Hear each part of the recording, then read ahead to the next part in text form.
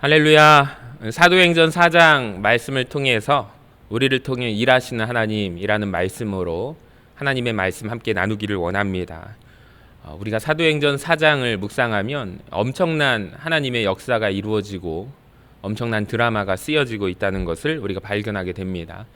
여러분, 40년 동안 안진뱅이, 그는 한 번도 일어나 본 적이 없고 한 번도 성전 안에 들어가 본 적이 없는, 예배 드려본 적조차 없는 안진뱅이가 걷고 뛰며 성전에 들어가 찬양하는 역사가 이루어집니다. 참 놀라운 일입니다. 이 사건 이후에 베드로의 설교를 통해서 하나님이 역사하여 주셔서 5천 명의 영혼이 하나님께로 돌아오기도 했습니다. 참 놀라운 드라마입니다. 근데 더욱더 놀라운 것은 이 모두가 이 일을 보고 다 좋아하지는 않는다는 것입니다. 모두가 다 이 일을 바라보고 하나님께 영광 돌리는 것 같지는 않습니다. 오히려 종교적인 절차를 문제 삼아서요, 비방거리를 찾는 이들이 있다라는 사실이 더욱더 우리를 놀라게 합니다. 오늘 13절과 14절을 한번 보시기 바랍니다. 그들이 베드로와 요한이 담대하게 말함을 보고 그들을 본래 학문 없는 범인으로 알았다가 이상히 여기며, 또 전에 예수와 함께 있던 줄도 알고 또 병 나은 사람이 그들과 함께 서 있는 것을 보고 비난할 말이 없는지라. 아멘.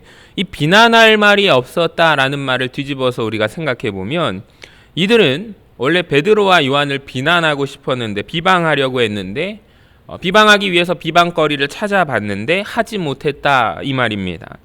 여러분, 비방거리를 찾고 싶었는데 하지 못하니까 이번에는 이들이 무엇을 하는가? 17절에 보니까 그들을 위협합니다. 18절에는 그들을 불러서 경고하고요. 21절에도 보면 위협하면서 놓아줍니다. 이들은 비방을 하려고 했습니다. 비방할 수 없으니 대신 위협하고 경고합니다. 저는 이 부분을 묵상하면서 너무나 슬픈 것 같습니다. 하나님의 역사가 일어났는데 비방거리를 찾는 이 모습이 너무너무 안타까웠습니다.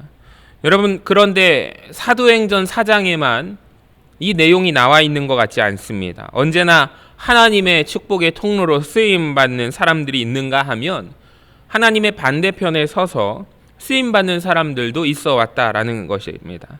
말씀을 묵상하면서 드는 생각은, 우리가 성경 속에서 나의 모습을 발견해야 하는데요, 성경 속의 인물들 모습 속에 나를 보아야 합니다. 내 인생을 한번 돌아보는 것입니다. 여러분, 우리 신앙의 여정을 한번 점검해 보는 것입니다. 나는 지금까지 어떤 역할이었는가? 하나님께서 일으키시는 그 역사의 현장 가운데 나는 어떤 역할을 맡았는가? 나도 역시 베드로와 요한처럼 하나님 역사의 통로로 쓰임받고 있는 사람인가? 아니면 하나님을 비방하는 자의 사람으로 쓰임받고 있지는 않는지를 한번 점검해 보셔야 합니다. 멀리 갈 필요 없고요. 사도행전 4장의 말씀이 중요한 것이 아니라 우리가 있는 서신교회, 우린 서신행전을 쓰는 사람들이라는 것을 기억하셔야 합니다. 저와 여러분이 등장인물로 등장합니다. 여러분이 기록될 거예요. 돌아보아야 합니다. 지난 시간 내가 언제부터 서신행전에 나오는지는 모르겠지만 내가 출연하고 있습니다. 여러분, 이 중에 베드로와 요한처럼 하나님의 역사의 통로로 그 역할을 쓰임받아서 있는 사람들이 있습니다. 할렐루야입니다. 안진뱅이처럼 이전에는 내가 하나님께 예배드리지 않았던 사람인데 이제는 일어나 하나님 앞에 예배하기 시작하신 분들이 있다는 사실입니다. 할렐루야입니다. 설교를 듣고서 돌아온 5천 명의 영혼들 중에 한 사람처럼 하나님께 돌아온 사람들도 있을 것입니다. 감사할 일입니다. 자, 그런데 이 중에 비방하는 자도 있을지 모른다라는 거예요. 회방거리를 찾는 사람들이 있을지도 모릅니다.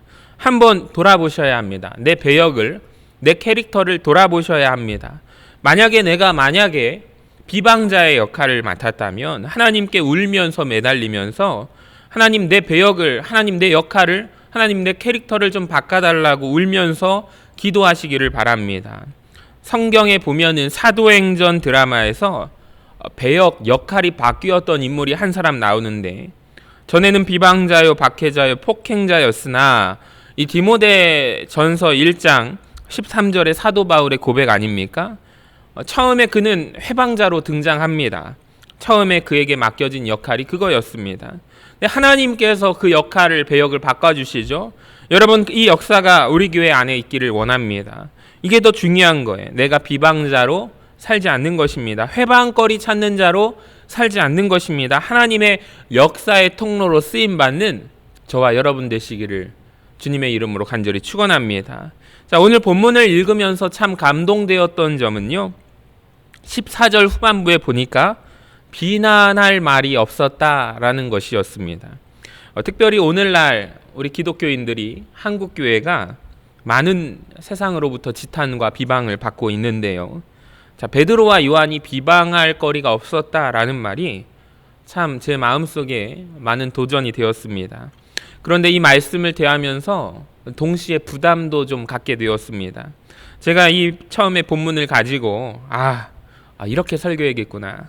봐라, 베드로와 요한은 비방할 거리가 없으나 우리도 역시 좀 비방할 거리가 없어야 하지 않겠느냐. 구약에도 보면은 다니엘이라는 인물이 나오죠. 사람들이 다니엘에게서 비방거리를 열심히 찾았지만 다니엘의 비방거리가 하나도 없었다. 참 부담스러운 인물이 나옵니다. 그래서 저도 오늘 말씀 메시지 가운데 설교 말씀을 통해서 이렇게 선포하고자 했습니다. 봐라, 성경에 그런 인물이 있으니 성도 여러분, 저와 여러분도 역시 하나님 앞에서 비방거리 없는 자로 살아갑시다. 이렇게 말씀을 전하려고 했습니다.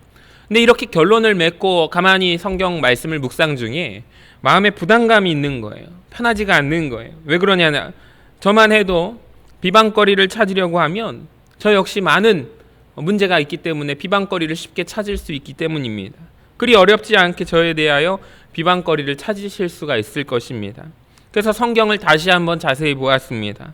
그때 제가 성경 말씀을 오해했다라는 것을 깨달았습니다. 지금 성경 어디에도 베드로와 요한을 비방하려고 했는데 그들에게 비방거리를 찾지 못했다는 말은 없더라고요. 다시 한번 자세히 한번 읽어봐요. 13절에 그들이 베드로와 요한이 담대하게 말함을 보고 그들을 본래 학문 없는 범인으로 알았다가 이상히 여기며 또 전에 예수와 함께 있던 줄도 알고 또 병 나은 사람이 그들과 함께 서 있는 것을 보고 비난할 말이 없다라고 말합니다. 여러분, 베드로와 요한이 아닙니다. 베드로와 요한의 초점이 맞춰진 것이 아니라 지금 보세요. 사람들이 비난할 수 없었던 이유는 무엇입니까?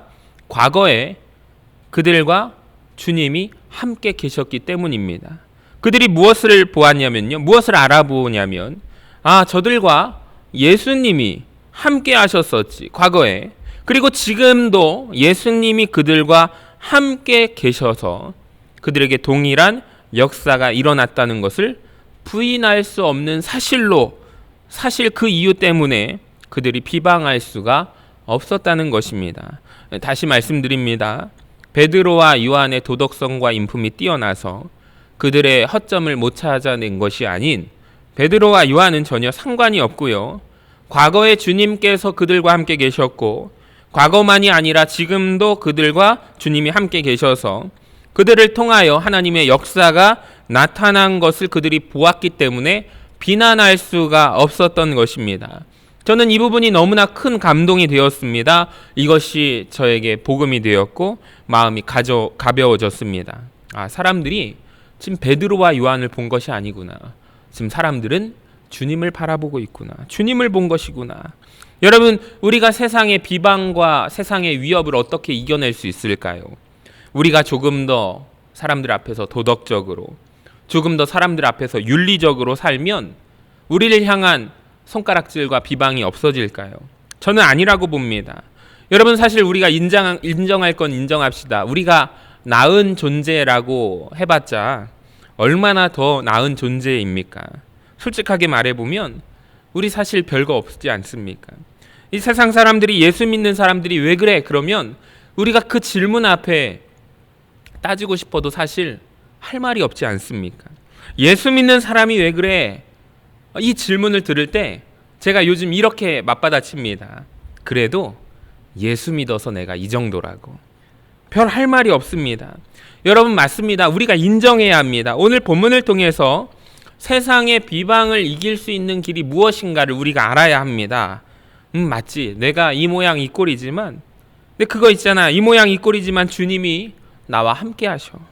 이렇게 부족한 우리를 통해서, 우리 공동체를 통하여, 우리 교회를 통하여 주님이 여전히 우리와 함께 하시고 우리를 통하여 일하고 계신다라는 것입니다. 여러분, 이 고백을 통하여 우리가 이기기를 원합니다. 초대교회도 보세요. 우리가 초대교회 하지만, 초대교회로 돌아갑시다 라고 하지만 과연 초대교회 안에 허물이 없었을까요? 허물이 엄청 많았습니다. 초대교회 안에 분쟁이 있었고요. 리더십을 가지고 다툼의 문제도 있었습니다. 행정은 어떻습니까? 엉망이었습니다. 그러니까 오늘날 교회 안에 모든 문제가 다 그대로 고스란히 남아있는 교회가 초대교회에 다 있었습니다. 비방과 위협은 더욱더 많았습니다. 근데 초대교회 성도들이 세상에서의 비방과 위협을 이겨낼 수 있었던 그 이유는 그들이 부족함에도 불구하고 승리할 수 있는 비결은 이거예요. 주님이 그들과 함께 하셨다라는 거죠. 여러분, 주님이 그들을 통하여 일하셨기 때문입니다.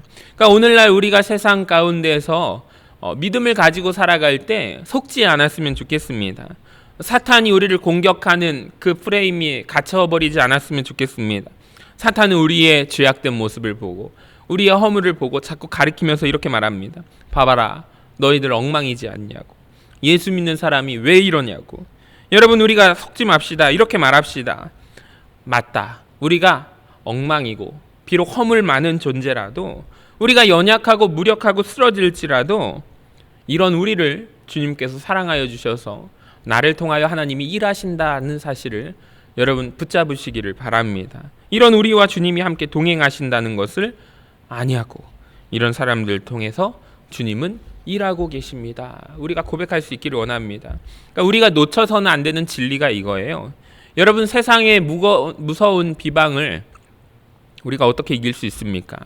내가 더 성결해지고 완벽해지는 것일까요?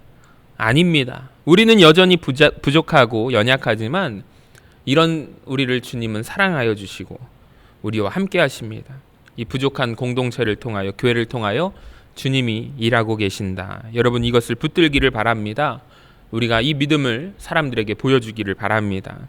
자, 14절 말씀을 보니까 병 나은 사람, 정말로 하나님의 역사와 증거가 그들과 함께 서 있는 것을 보여줍니다. 여러분, 그러니까 그들이 비난할 말이 없었습니다. 제가 이 시간에 좀 이런 얘기를 드리고 싶은데요. 여러분, 절대로 완벽한 교회는 없습니다. 한국 교회도 마찬가지. 완벽하지 않습니다. 완전하지 않아요. 우리 서신교회도 당연히 완전하지 않습니다. 근데 세상에 들려주고 싶은 이야기, 해주고 싶은 말씀이 있습니다. 이 부족한 한국교회를 통하여 하나님이 들어 사용하여 주시고 역사하신다는 사실을 아십니까? 사람들이, 언론이 자꾸 한국교회가 많다고 꼬집고 지적하는데 제가 몇 가지 사실을 가져왔습니다. 문체부에서 2018년도 발표한 통계를 보시면 전국 종합사회복지법인 사회복지관, 그러니까 세상에서 그늘지고 어두운 곳 사람들을 돕는 사회복지 통계가 나왔는데요. 한번 보시면은요, 전국의 사회복지 49%를 개신교가 담당하고 있다는 사실입니다. 가톨릭까지 포함하면요, 무려 67%예요. 그러니까 여러분, 우리나라의 어두운 부분, 그늘진 부분, 복지시설 67%를 그리스도인들이 담당하고 있다는 사실이에요. 하나님께서 이 부족한 공동체, 연약한 공동체를 통해서 일하고 계심을 알아야 합니다. 주님이 함께 계시고 이 연약한 공동체를 통하여 주님이 일하십니다. 우리나라의 사실 과거의 병원과 학교, 현재도 마찬가지죠. 고아원과 양로원 대부분이 우리 믿음 사람들, 그리스도인들이 운영하고 있다는 사실이에요. 여러분, 우리 교회 부족합니다. 비방거리 찾으시려면 얼마든지 찾을 수가 있습니다. 근데 아셔야 할 게 있어요. 여러분, 이 부족한 공동체, 연소하고 부족한 목회자, 우리 부족한 성도들을 통하여 주님이 일하시고 계신다라는 사실입니다. 여러분, 우리 교회와 주님이 함께 일하십니다. 똑바로 바라보시기를 바랍니다. 이것이 세상의 비방을 이기는 길인 줄로 믿습니다. 여러분, 한 가지 더 세상의 위협을 이길 수 있는 길도 알려드리겠습니다. 위협합니다. 19절을 보면은 아무에게도 말하지 말라고 위협합니다. 자, 그런데 19절에 보시면 베드로와 요한이 얼마나 멋있는지 모릅니다. 베드로와 요한이 대답하여 이르되 하나님 앞에서 너희의 말을 듣는 것이 하나님의 말씀을 듣는 것보다 옳은가 판단하라. 여러분, 세상의 위협과 핍박, 세상의 박해를 이길 수 있는 유일한 길은 내가 판단하는 거예요. 내가 멈추어 서서 지금 판단하는 것입니다. 내가 지금 나를 위협하는 직장 상사의 말을 듣는 것이 옳을까? 아니면 하나님의 말씀을 듣는 것이 옳은가를 판단하는 것입니다. 여러분, 한 주간 믿음으로 이 세상을 살아가실 때 바라보시기를 바랍니다. 판단하시기를 바랍니다. 내가 사람의 말을 듣고 그 사람 앞에서 그 사람을 기쁘게 하는 것이 옳은 일인지, 아니면 하나님 앞에서 하나님을 기쁘시게 하는 것이 옳은 일인지를 판단할 때 여러분, 세상의 위협을 이길 수 있는 줄로 믿습니다. 또 한 가지는요, 20절 말씀인데요, 우리는 보고 들은 것을 말하지 아니할 수 없다라고 말씀합니다. 그들이 이겨낼 수 있었던 이유는요, 이렇게 담대하게 말할 수 있었던 이유는 그들은 보고 들은 것이 있었기 때문이라는 것입니다. 굉장히 중요한 겁니다. 여러분, 보고 들은 그들에게 예수가 있었습니다. 그러니까 체험이 얼마나 중요한지 아십니까? 저는 이 세상을 살아가는 우리 자녀들이, 아이들이 이 세상의 위협과, 여러분 학교에서 배우잖아요. 아이들이 무신론적인 진화론에 근거한 교육을 합니다. 그러니까 세상에서의 위협이 있습니다. 이 위협을 어떻게 이겨내는가? 그러니까 우리 아이들에게 어려서부터 보고 들은 것이 있어야 해요. 제가 그렇게 이겨냈습니다. 제가 어려서 경험한 하나님이 제 안에 있기 때문에, 보고 들은 것이 있기 때문에 세상과 위협과 유혹을 이겨낼 수가 있었던 것입니다. 요한복음 9장에도 보면은 비슷한 이야기가 나오는데요, 나면서 소경된 자가 눈을 뜨게 됩니다. 그런데 유대교에서 그를 축출하겠다고 위협을 가합니다. 그때 부모가 그 위협을 느끼죠. 그래서 아이들이 장성해서 직접 물어보라고 말합니다. 그때 이 아들이 놀라운 이야기를 하는데요, 나는 예수에 대해서 당신들의 비방 잘 알지 못하나 내가 반드시 하나 확실히 아는 것은 내가 이전에 소경으로 있었으나 지금은 내가 눈을 뜨고 바라보는 이것이더라. 이 사람들에게 무서운 위협을 어떻게 이겨내요? 자기의 체험을 말하는 거예요. 고백하는 거예요.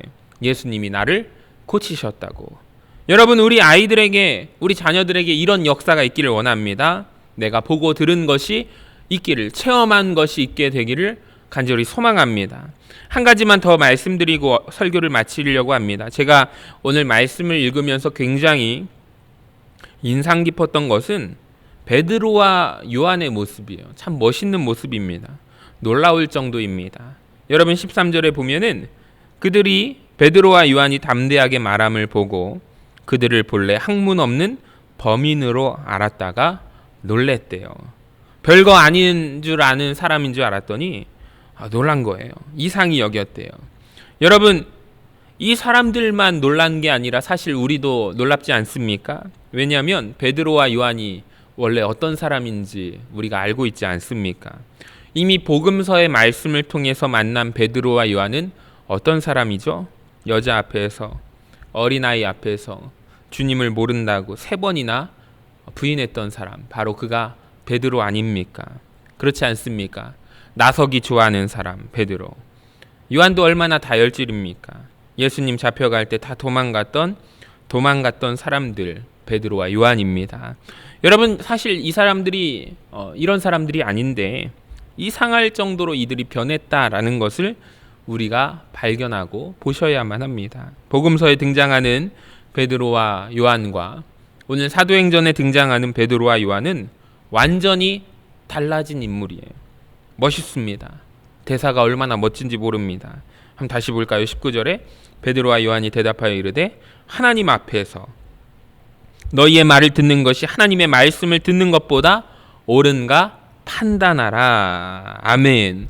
진짜 멋있습니다. 진짜 감동입니다. 이들이 깜짝 놀랍니다. 여러분, 어떻게 베드로와 요한이 이렇게 달라질 수가 있을까요? 이들은 본래 이런 사람이 아닌데. 자, 그 답은 어디에 있는가? 13절을 한번 보실까요? 전에 예수와 함께 있었기 때문입니다. 그러니까 이유는 뭐예요? 역시 우리 주님 때문이에요. 주님 따라다녀서, 예수님 따라다녀서 이들이 그래도 이만큼 변하고 성장한 거죠. 그러니까 저는 우리에게 이런 소망이 있었으면 좋겠습니다. 이 사람들이 본래 이런 사람이 아니었어요. 복음서에서 예수님 따라다닐 때는 믿음이 아주 작고 연약했던 사람인데 이 사람들이 이만큼 사도행전에서 성숙하고 성장하게 되었습니다.